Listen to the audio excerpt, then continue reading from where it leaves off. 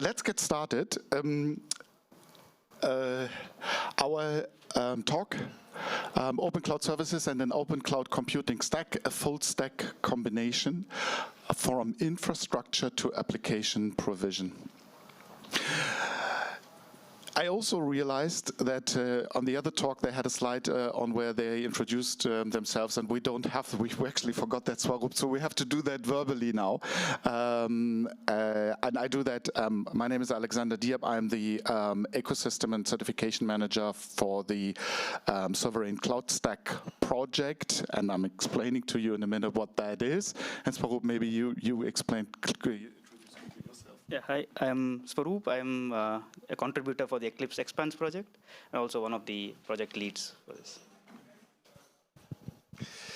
Yeah, okay, so our agenda, I talk a little bit about digital sovereignty, which is the fundamental motivation for the sovereign cloud stack, and one of the motivations for open source projects anyway. But specific for cloud computing, what does that mean? I very briefly introduce what cloud computing is on a very high level. On a very high level, what is actually a cloud computing stack? And I only do that for discriminating between different levels of digital sovereignty with respect to these stacks. Then I do motivate what actually the sovereign cloud stack is with respect to the above topics. And then I'm introducing the idea of a virtual hyperscaler. And that actually works very nicely with the EclipseCon project, and that's where this talk actually came together in this collaboration. And we finally will hear what the EclipseCon project is and how nicely that fits together with the idea of a sovereign cloud stack. So very briefly on the digital sovereignty, when you do technology decisions, you have dependencies, and you create dependencies. Let's say you have an application and you have a digital solution and services, and you consume that. Then you are dependent. The app is dependent on the runtime, and that can be an operating system, or it can be something more complex. And you're also dependent on the runtime provider, right? But you also have other dependencies, like, for example, your technologies partners. When you when another company develops this app for you and deploys it and perhaps supports it and operates it, then you are dependent on this partner and on their technology decision. And the second statement I will make is that most digital services and solutions in the future, and actually at present, will be cloud-based. So that is our foundation and our fundament. So we better be careful with respect to the dependencies, with respect to this fundament which we all use and utilize and make decisions upon.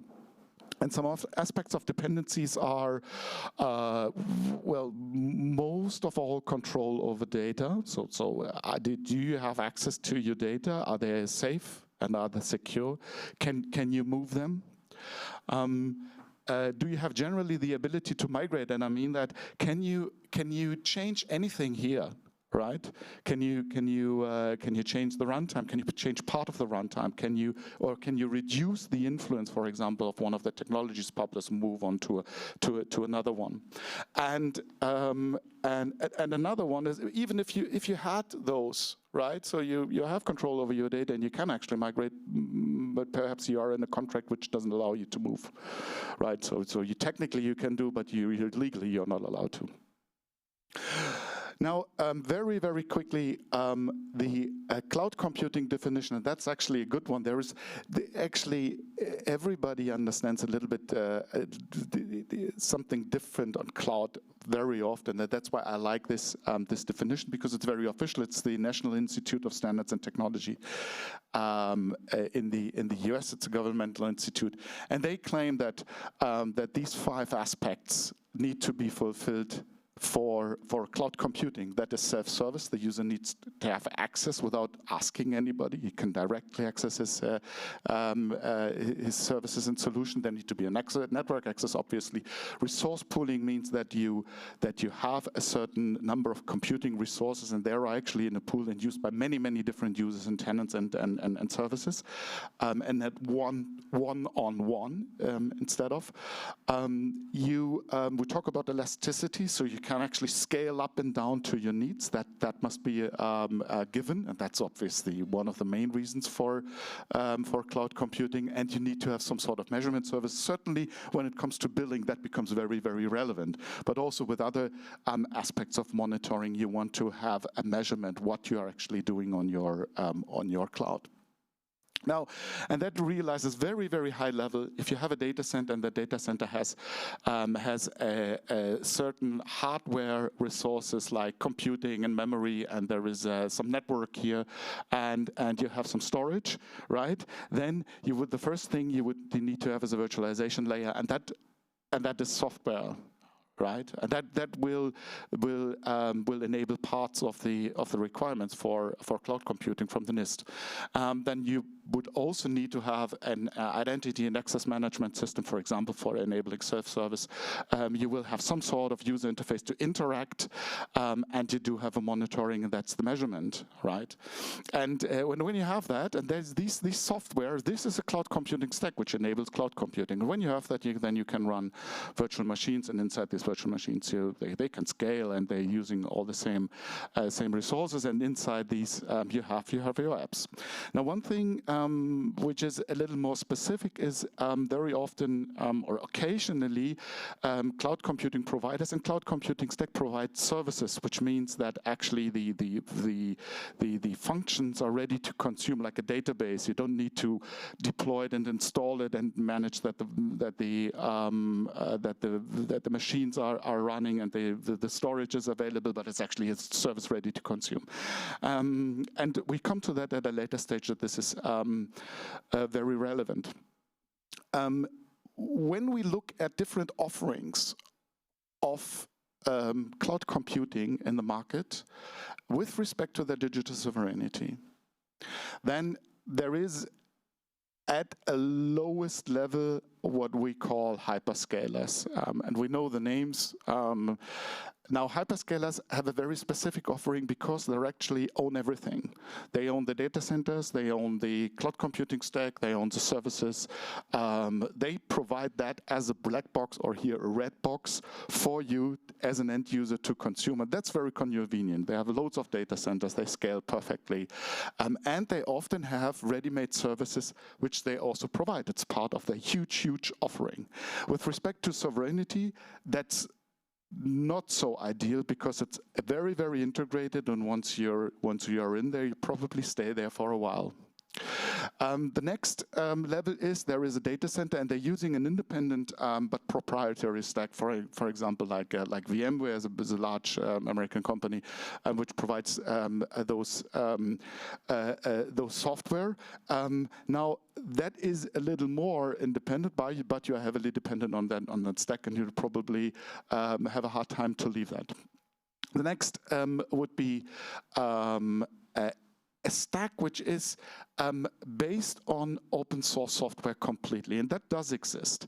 So data center providers using that, but most of them are actually configuring them to their own needs or using different components, because there's more than one component for one functionality. So you don't have the compatibility, and in a way, all of them or each of them is more or less unique. So what would be an answer? And we aim to provide that answer. And how do we do that?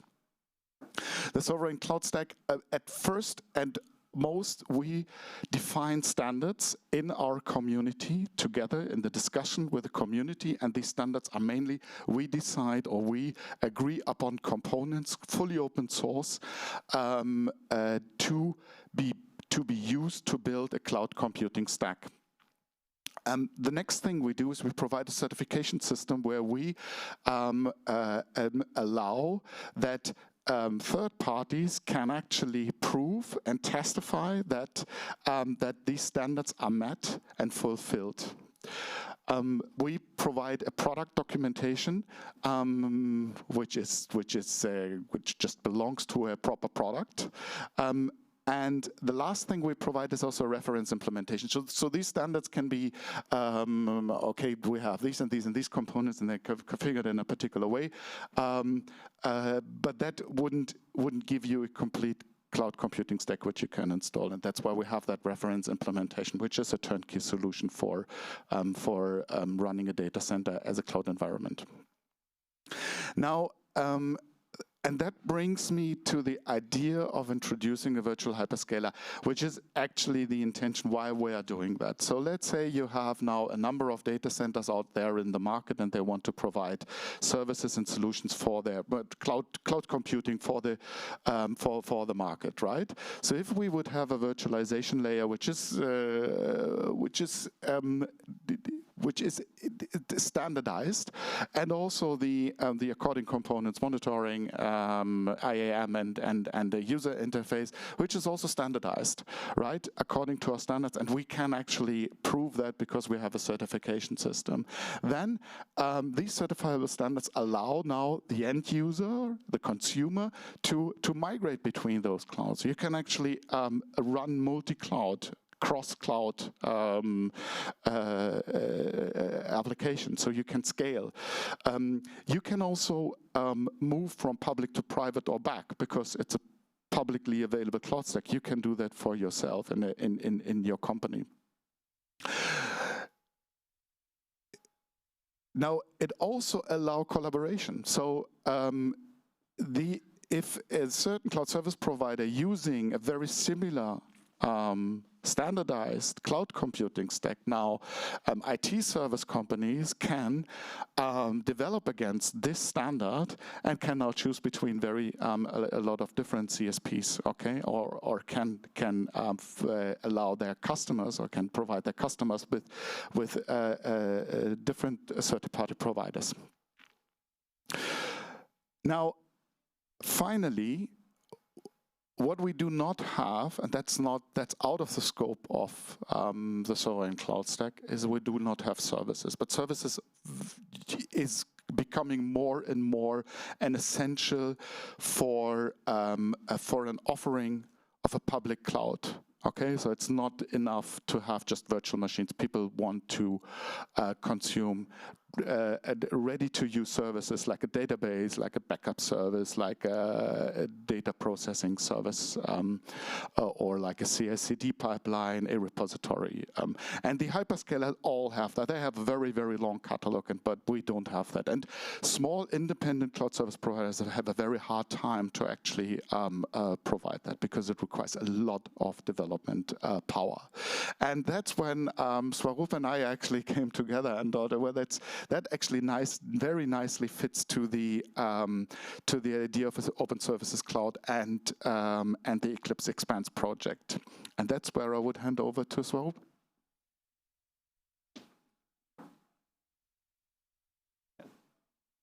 Hi. First of all, thank you, Alex, for the great insights into what a CS is and what advantages it brings to the table. I'm here to talk about Eclipse Expanse, which is an Eclipse Foundation governed project, and it's also coming from the Open Services Cloud charter. So, today I will not focus on the origin of Expanse and Open Services Cloud or the rationale behind it, because I have another talk tomorrow where I will focus completely into Expanse and Open Services Cloud. Today the focus would be on how Expanse as a project or a product fits perfectly into the ecosystem that sovereign cloud stack is trying to build. And so what Alex explained now is about having standards, or what SCS is about having standards up to the infrastructure level, up to the platform level. Right? Whereas what Expanse is one layer above, that is having standards or standardized way of offering services across multiple clouds and also consuming them. Right? If you look at the picture on the left, this is Expanse architecture at a very, very high level. And you see that there is one single API on top, which is offering service, which allows software vendors to offer services on multiple clouds. And at the same time, the end users also can consume them on multiple clouds. So we just have an orchestrator, which then, based on which cloud you want to route the request to, would then route using the plugins. So plugins are nothing but integrations to the underlying cloud, which would say how, for example, how to deploy the service, or how to read metric data, or what credentials to use to connect to them. So stuff like that. So what you see on the right is the building blocks of, I don't know if it's clear enough. Okay, does not seem to be. Okay, what are the building blocks of the Expanse application? So we'll anyways go into each of them in the live demo in the next minute. But what I want to mention here is Expanse is a Java application, which is 15-factor cloud-native application built with scalability and operability in mind. And at the same time, this, even though Expanse now fits for SCS, it's not just for SCS or any public cloud. It can work with any solution. It can work with private clouds. It can work with hybrid clouds, or even for any. You can also install within your team as a self-service tool to deploy your services. It fits for all. And other thing, what we also did with Expanse is, for the service deployment itself, we wanted to use the tools which are already available in the market, so that we not want to over-engineer or even reinvent the wheel. So currently, as a reference implementation, we use Terraform to deploy services, but this can be anything. This can be Pulumi or Crossplane, or even if as a cloud provider having its own deployment engine, even that can be integrated. Right. So I'll just quickly go to the demo. That should, yes. So so Expanse is an API first application. So anything and everything that we use is any use cases we have is served as an API. Right? So, but for demo purpose, I will use our GUI implementation, which is just a consumer to our API. Right? So when a software vendor wants to offer service using Expanse, so the first thing we need to do is to define or describe the service using the Expanse service description language, which we have defined, which is very intuitive. It's also, self-explaining, not where the user or the software vendor must describe his service. Like, for example, he needs to say the name of the service, right? Then he says what category the service belongs to, what version of the service, and then he also says what icon should be displayed in the catalog, and we must also say on what cloud provider you want to offer this service and on what regions. And then you can also have multiple t-shirt sizes, the flavors of the service. And then in the deployment itself, like I mentioned, Terraform is the only supported one now. So here, he can also define what variables the end user, or whatever is needed for the deployment. It can either be from end user to provide, or it can be from some other source like the environment variables. And here we can also have whether it's a string or number, if it's mandatory, do we have some default values. A lot of combinations are possible here. And then we have the actual script itself. So the Terraform HCL file, which the content which creates the resources needed to run this service, as well as install the software on it. Right? So once this file, so here the example what I'm using is a software vendor who wants to offer Kafka cluster as a managed service on SCS. Right. So this is the hope it's connected. Yes. So this is the GUI. I'm already logged in. So the GUI, the APIs are all protected with OAuth 2. And this is my user already has access to all the roles. So I am connected to the role of independent software vendor. So this is the view for anybody who wants to offer services. And this is the catalog where the software vendor can already see the services he's offering. So for example, here there is a cluster in the container category. There's a managed Kubernetes cluster, which is being offered on Huawei and Flexible Engine clouds. And on the middleware, the same software vendor is already offering a managed Kafka cluster on Huawei, Flexible Engine, and OpenStack. So now I would want to offer the same on a CS cloud. So the file which I showed you, I am just uploading the same thing here, the CS Kafka file. The GUI only simply parses the file and shows the contents. So GUI does not do any validation. It only validates whether it's a valid YAML or no. And then when I click on register, it sends the request to the API, and API then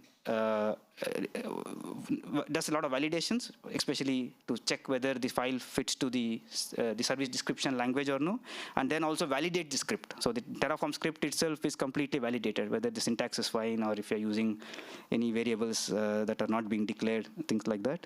And now the service is there. If you go back to the catalog, you see that, okay, now also this service is available on a different, on SES based cloud. So here we are using Plus Server, which is an SES based cloud, right? So they are using the standard cloud, the sovereign cloud stack. And yeah, you see the details here on what regions, the same thing, whatever we uploaded there. And now if the end user wants to order the service, I just switch to the view. The end user can actually see the complete catalog, all services that are available.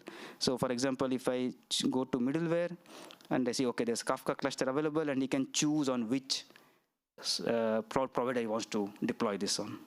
Right? So before deploying, important is to have the credentials. So in my case, I've already added my credentials. So the credentials concept, what we have implemented is that end user can, so the plugins define what credentials it supports, and then the end user will have to provide its credentials, and the deployer would then only during the deployment, it would use this credentials. So when I click on deployment, I will deploy it on the Plus server. So all this form is all dynamically generated out of this YAML file which I showed, like what regions it's available on what t-shirt size, like what flavors are available, what's the price, and then here I just say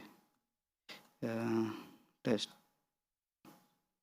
Kafka, and you see that none of the fields were declared as mandatory, and for some there were some default values provided in the script. So, and this one also, their password says it would be generated in case I don't give anything, so I leave it as it is, and then I click on deploy. So now what happens is, in the background, the request is sent to the Expanse runtime. The orchestrator would have known, okay, which plugin to route the request to, and then the request is handed over to an async thread, which then picks up the request and then deploys the service. And then the GUI, this is the asynchronous process. The GUI itself got a successfully accepted request, and then it would start to poll for the status. So that's what is happening now. So in the background, the deployment is running. And if you see this, we also offer we also build on for every service, we build an API file. Basically, if an end user wants to deploy service not via the GUI, via CLI, you can also even see that, okay, what request needs to be actually sent. This is also dynamically generated based on the description language. So yeah, when I come back, it says the deployment is successful. The runtime also read via the plugin what are the details. So this is the Zookeeper server to connect to the cluster, and this is the password. Right, and then when he goes to my services, you can also see everything that is deployed. So for example, this is the service which I deployed now, and in details you see what was the endpoint information that was created in the deployment, and also the resource details that were created on the underlying cloud. And for monitoring, yeah, currently on the Plus server, the monitoring data is still not exposed, so that's why we get nothing back. But if you look at probably another one, Huawei, we are reading data real time from the metrics API. Yeah, the network is a bit slow.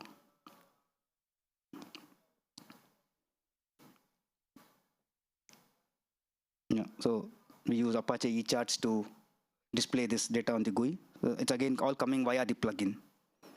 And we also have this option of migrate, where you can, this is where service portability and data portability comes into picture, where you can migrate services from one provider to other provider. And so this is for the migrate itself. Yeah, so we'll just go back to the presentation. Yeah, that was the live demo. So what we saw now is how can we offer services. There's a plugin specific implementation for each cloud. and how you define your services, and then service is ready to be consumed. So advantages what we have when we use Expanse with SCS is you write your plugin only once, because SCS is standard stack. So one plugin would fit for any cloud that's based on SCS basically. And then also data portability and service portability becomes easier given because all clouds have similar or the same data formats or same APIs. And this one, and for the service vendor also it becomes easy because he creates this template only once and he can run it, offer it on any cloud. For example, now we use just Plus Server, which is an SCS based cloud. Probably there is another cloud on SCS. We can simply use that. And possible operating models, like I mentioned, you need not have this. What I showed is one central Expanse runtime. You saw one Kafka cluster, managed cluster, available on multiple clouds. It need not be like that as well. You can also even simply install Expanse on each cloud's management layer. You can just offer services just for your own cloud, and you can also use it for your private clouds or your self-service portal. This is our tech stack. What the GUI what you saw is written in React and TypeScript mainly, and then the complete website is on Docusaurus. The backend is on Java. It's a Spring Boot runtime. And there's also a small Golang with what we're currently developing for providing OPA policies, wherein the end user can define his own policies, and then before the deployment, we would validate them. And then only if the policy validation is successful, then we go ahead and deploy these services. And all the code is on GitHub. Of course, they are all public. And for infrastructure as code, like I mentioned, currently it's Terraform we use, not only for service deployment, we also have Terraform for deploying our own stack for it, because Expanse, we saw it's runtime, but there's a database behind, there is the OAuth provider on top, and yeah, so there's three applications there. And yeah, Docker, we release everything as Docker containers, so just you can pull it and simply boot it. Yeah, and it's governed by Eclipse Foundation. Yeah, and of course, we wish to expand the community for Expanse. You see, we have multiple integrations or points where anybody can contribute. Like, for example, you can build new plugins, you can build new integrations, you can add new deployers. So, yeah, feel free to have a look at our code base and our documentation, and yeah, you can even like open PRs or for new requirements or new or even define like a new backlog for us. Thank you. That's about Expanse.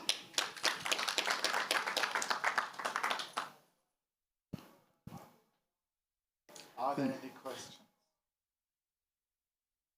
Yeah, please. We are entitled to speak to the microphone because of the. Yeah, if I understand correctly, say that I am an infrastructure provider on the cloud. I would want to embrace this project because it saves me development costs for offering managed services. Yeah, and on the other hand, the user is happy to choose an infrastructure provider that supports SCS and Expanse, because then the user can more easily transfer their application from one place to another. Yeah. So one other question is, so the first one was a confirmation. Thank you. The question is, as a cloud provider, there are other technologies that make, as an application developer, there are other technologies that make my application portable. For example, usage of Kubernetes, which is now offered on many cloud providers, no? As an infrastructure provider, why would I want to choose this for offering managed Kafka over having a Kubernetes cluster where I deploy Kafka with an operator, for example? Yeah, I will comment on the Kubernetes thing, because one thing I forgot to mention, there's actually two projects. One is on the infrastructure layer and one is on the Kubernetes layer. There is actually a talk on our SCS Kubernetes project on Thursday noon. Okay, so then our product owner will introduce you to the other story of SCS. With respect to as I understood what you just said is actually your second question, or your question is actually another confirmation, because if I want to consume as an end user a managed Kafka service, okay, I don't want to deploy and operate and maintain that for myself. I buy that as a service, okay? Now, there is hardly any cloud provider except the big 3 or 4 or 5 who have a managed Kafka service in their catalog. There isn't any. The question was, if I am a cloud provider and I offer Kubernetes, I might offer Kafka as a managed service by deploying it in my Kubernetes infrastructure using an operator. So what is the plus of adopting Expanse and SES over doing this? I will take this. So this is exactly the background of Open Services Cloud. This is the problem, what we call it the lockout problem, because everyone, the cloud provider itself is offering Kubernetes or Kafka and everything. So this is targeting the third-party software vendors, right? So if I have my own flavor of a managed Kubernetes cluster, in today's ecosystem, you cannot offer them, right? You either have to come via this marketplace where you build your own images and offer and deploy them. And in any case, the end user, like exactly how you said, would simply end up buying the services from the cloud provider, and cloud provider will, of course, will not allow others to have such native services. So this is where the software vendors are locked out, and also reducing the options for end users. End users are now forced to buy the services which the cloud providers offer. This is the background of OSC. That's how Expanse came into picture. So with Expanse, so I only told how it works on SES. If you speak about any hyperscalers with OSC and Expanse, the difference would be that OSC pushes that even the third-party software vendors should be able to offer native cloud service. That is, when you open a cloud provider's console and you see the software catalog, the services catalog, even the third-party services should be listed there. And these services should also have exactly the same access what the software, the existing infrastructure providers services have. So that is the background. So here what, the plugins what we build, the idea is that as the OSC pushes every cloud provider to open up their internal APIs, right? And then the plugins would then start having integrations to these open API, these internal APIs, and thereby Expanse or Open Services Cloud, any services offered via that would be a native managed service. Right? So that's the difference what we bring. Yeah. Good question. Good. If there are no further questions, then thank you very much for listening. I hope you enjoyed that half an hour a little bit, and I wish everybody a very interesting and great conference. Thank you. Thank you.